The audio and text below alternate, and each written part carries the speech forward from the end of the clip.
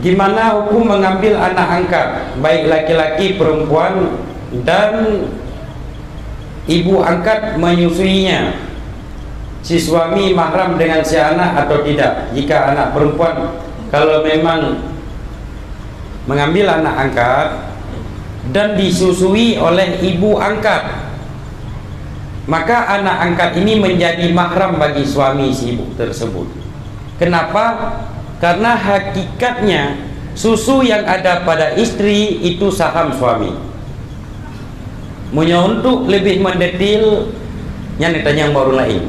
Karena nyo hanawate sudah sampaikan. Karena nyo mantenggi manit kalau dia merunci.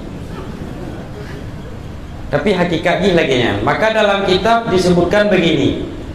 Sahibul laban zaujun.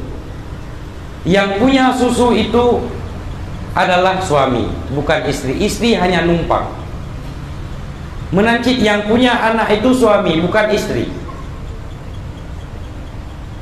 Istrinya hanya numpang anak suami. Makanya bin hoiwo bin neo. Dua bahaya, karena pada hakikatnya itu punya ayah. Semua punya ayah. Nampak? Nah, jadi maka ibarat pegang, alah kagak beda pegang apanya. Nah, pegang apanya.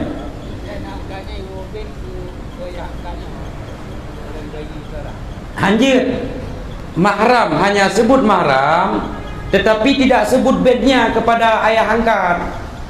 Bednya tetap ayahnya sendiri. Cuma sebut mahram antar.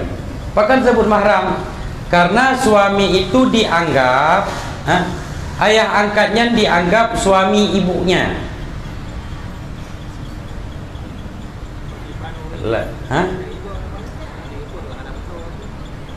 Kakak bin Adam, misalnya anak yang anak ibu kacau, kakak bin Adam kita berdoa karena nyo Adamnya memang ke ayah mandung secara sepakat. Bapak dengan suami ibu saban atau beda? Ayah ngelakoma tu saban berbeda. Ma ngan permo ayah tu saban berbeda.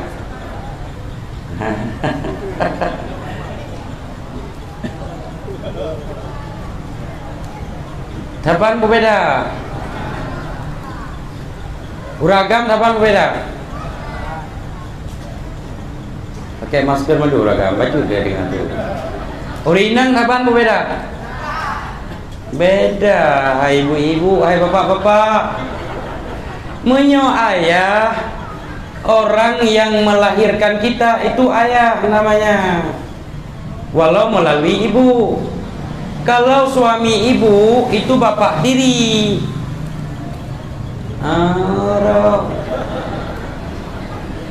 Maka dalam kitab ada dua istilah. Ada istilah abun, umon. Ada istilah zaujatul ab. Ada istilah kalau zaujatul ab, istri bapak. Ada istilah zauju suami ibu. Itu namanya tiri. Tapi hukumnya mahram. Suami ibu mahram bagi anak ibu. Istri bapak itu mahram bagi anak bapak. Nampak? Dengan syarat. Nah, dengar deh. Be nampung deh. Ayah getanyo gem kawe lain. Mak getanyo ka meninggal. Seseorang anak yang sudah balik kemudian ibunya meninggal, maka kepada anak tersebut sunat mencarikan darah baru ke ayah. Baik ni tam dan umi ayah ka keling-keling nak kai lain. Nyan yang kamnya nak nampu mukum tika. Kenapa sunat mencari darah baru? Demi menjaga mata ayahnya dan nafsu syahwat ayahnya, dan demi menjaga kehidupan normal ayahnya. Nampak? Ban ka meninggal mak. Ni ayah ka susah-susah ba kedua. Dan yang bayar tiba ya kajet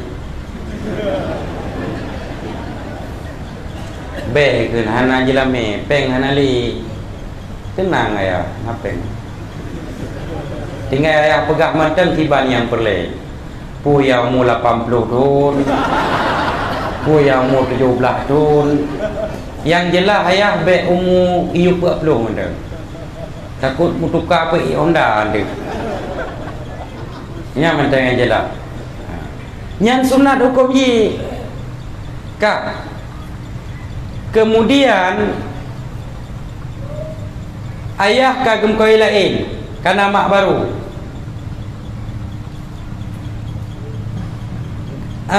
ayah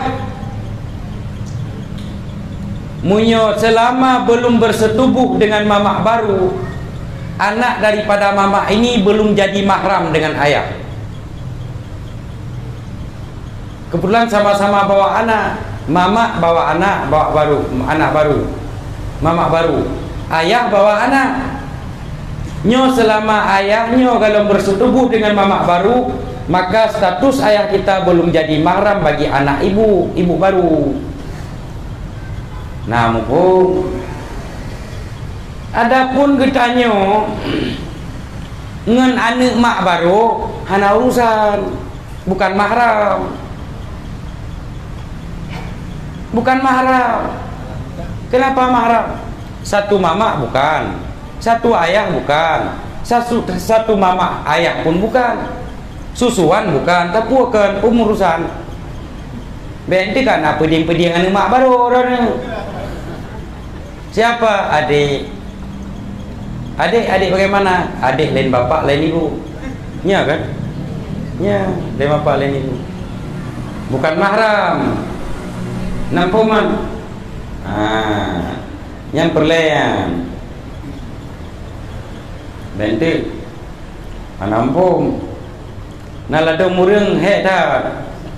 Mak katanya menanci yang meninggal ya. Tak emak dekat mawa-mawa baju. Pupuya kalian kalalai ke. Yang tak tanya mbak mak. Bek malahan tak tamak kata orang je. Mak gaduh kau belain pulang-pulang ni tu. Kekelemak kapudik dia ke mahalau. Tapi tak elah jalan ayah baru tanya yang bisa menjadi kawan hidup bagi mama. Mana?